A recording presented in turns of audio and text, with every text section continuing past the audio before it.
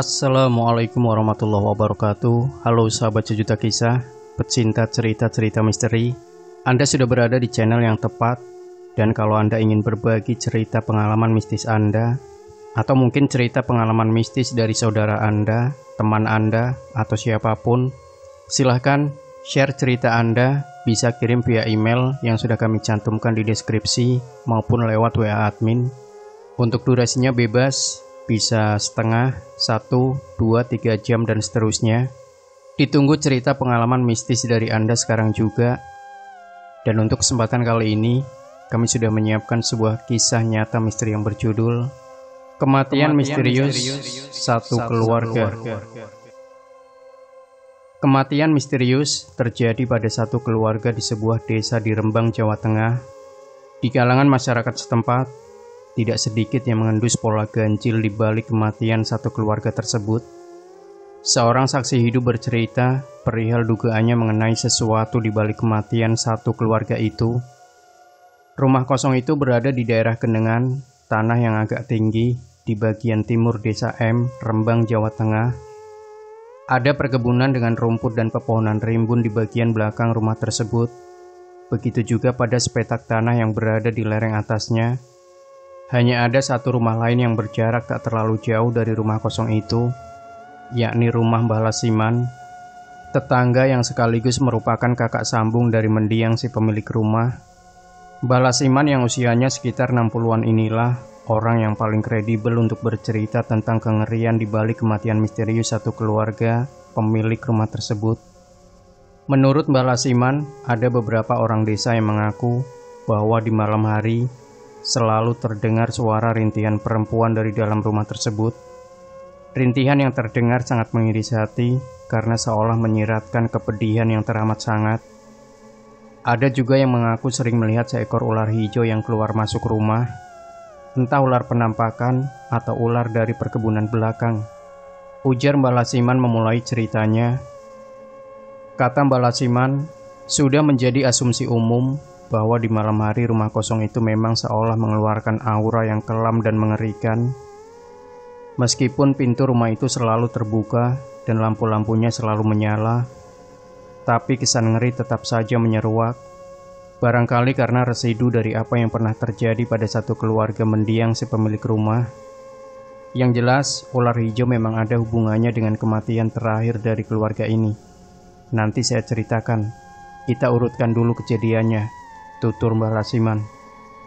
Mengenai apa yang pernah terjadi pada satu keluarga pemilik rumah itu, sebenarnya sudah sering Mbah Lasiman beberkan pada banyak orang di desa M Rembang, sebab ialah saksi hidup sekaligus orang yang bersinggungan langsung dengan keluarga pemilik rumah itu.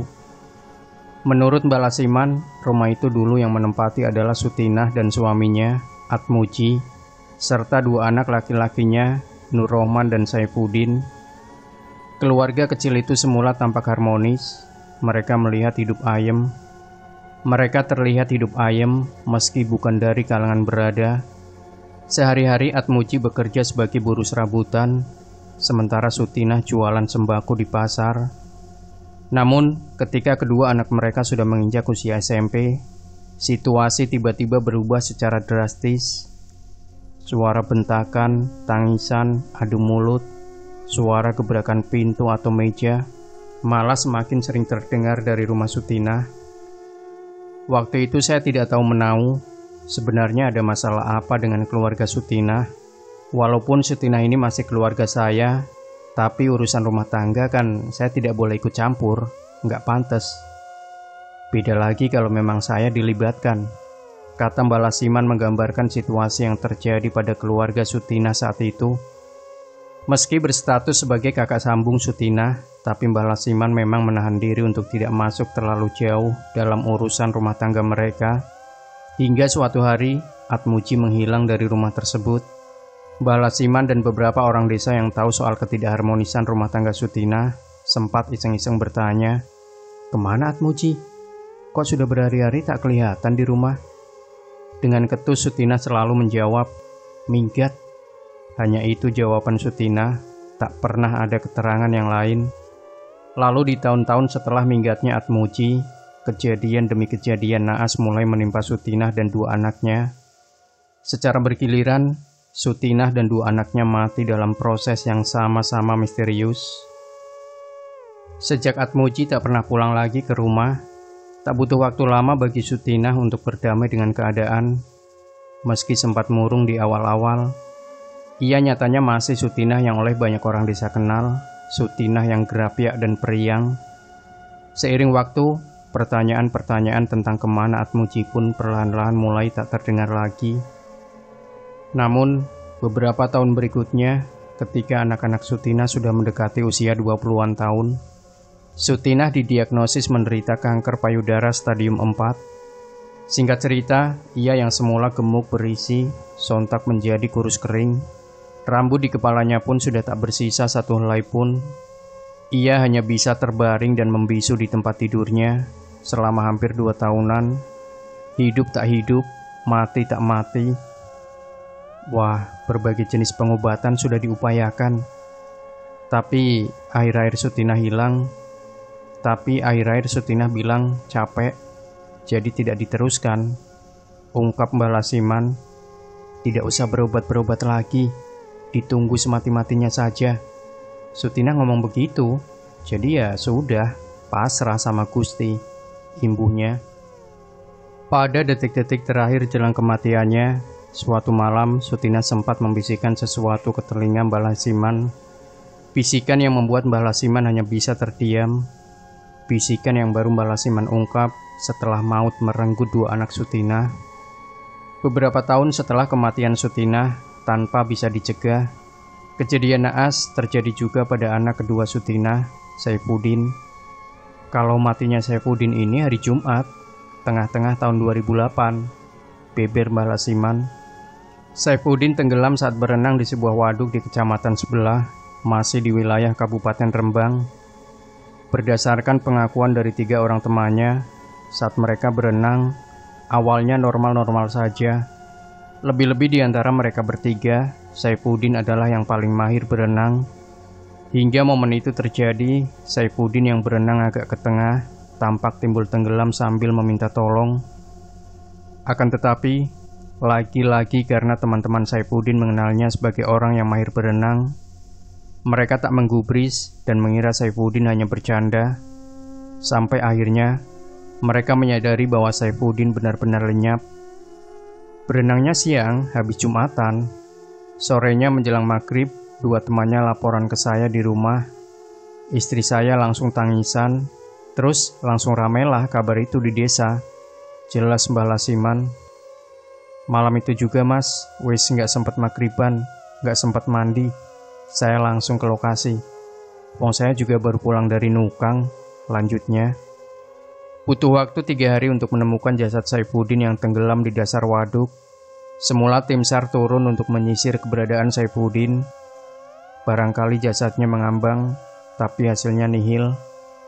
Beberapa penyelam andal dari tim SAR pun sempat melakukan pencarian ke dasar waduk, tapi tak menemukan apa-apa. Lalu dari cerita Mbah Lasiman, orang pintar dari desa setempat akhirnya membantu melakukan pencarian secara supranatural. Dilalahnya, jasad Saifuddin akhirnya bisa ditemukan, tapi sudah kaku, ungkapnya.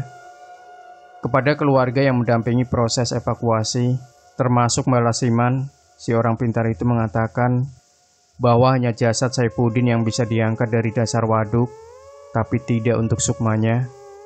Sukmanya menjadi tawanan oleh danyang penghuni waduk. Ada yang menjadikannya sebagai tumbal.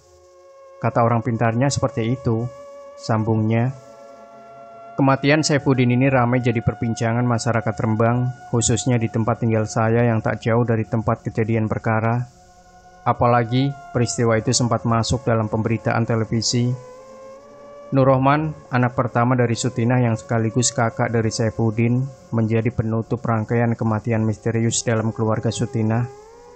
Beberapa tahun setelah kejadian-kejadian itu, tepatnya pada tahun 2015, Nur Rohman pun menikah. Sayangnya kebahagiaan yang Nur Rohman rasakan dari pernikahannya tersebut tak berlangsung lama. Belum juga genap 1 tahun usia pernikahannya, Nur Rohman mendadak mengidap penyakit aneh.